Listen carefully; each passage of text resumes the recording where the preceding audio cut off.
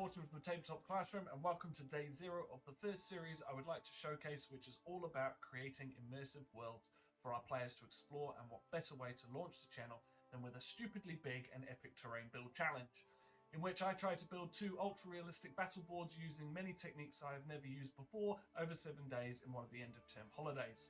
I hope these will be brimming with hobby tips, many of which are from my own mistakes that you will learn from, and inspiration that I hope you can use. I thought before I started this challenge I'd spend a video going over my planning process, where I got my inspiration and where I gather my resources. So the first thing I like to think about is the purpose of the board. In this video I'm mainly concentrating on the first of the 2 builds I'm attempting in this 7-day build, the Deadly Jungle, and I think it is important to start thinking about the purpose of the board and the build. In my game, the players need to navigate a dense jungle or forest to find and free a trapped god. There needs to be a village that the players have to visit and help, and I wanted it to be as usable as possible, a general wargaming table for our club here at the school. I also wanted it to be as close to a New Zealand native forest as possible, so that the players could immerse themselves in some of the quests and missions based on the local flora and fauna.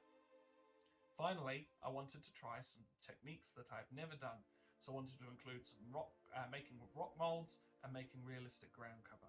Now I have my purpose of what the board needs to achieve, I get to the beginning of one of my favourite parts of the design phase, the planning.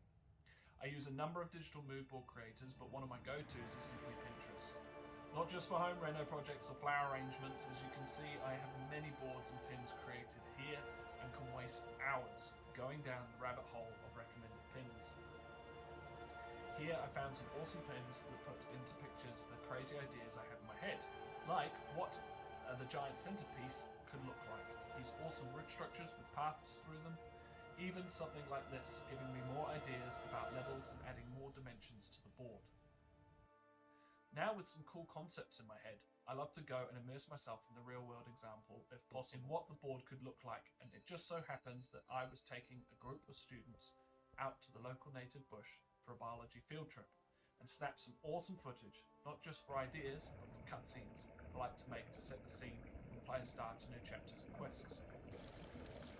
I'm mainly looking at the colour palette, the ground cover, as well as the density of foliage I'm going to try and emulate, as well as what species of trees to include.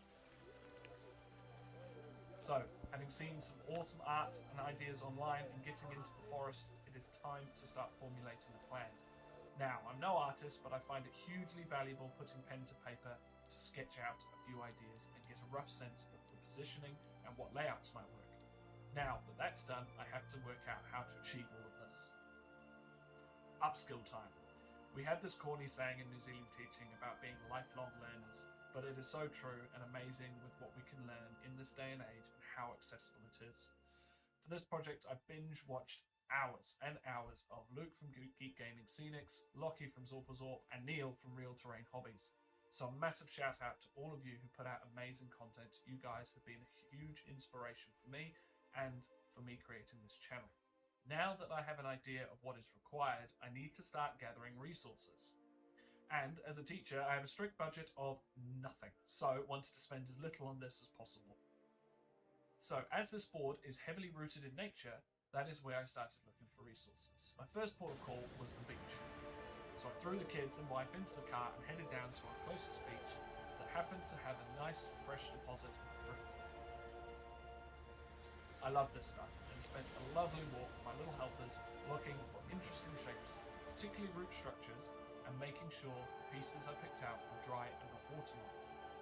This was so I could use them straight away. I also made a quick stop at the in-laws as they just felled a few pine trees and manuka trees, so I grabbed a shed load of bark as well. Now, with a forest of resources, they needed a little prep to be used as terrain, and some of it, like some of these root balls I dug up while gardening, definitely can't be used as is. So, find an old tub. Spray off any soil or dirt or sand that's there. Fill it up so you can submerge your pieces. Add a cap of Dettol. I like Dettol as it has a drying effect, but any cleaner like Simple Green that you have lying around will do.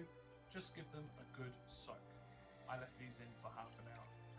This is mainly to kill off any creepy crawlies. Then I give them a bit of a UV treatment, as New Zealand has no ozone layer, to dry them off again fully. So, the end of day 0. Now I'm ready to start building. So keep an eye out for the official day 1 of the 7-day epic terrain build. That's a little look at my process. Leave a comment on how you prep for your big builds, any hidden tools or techniques that you use to get your ideas from in your head to be realized.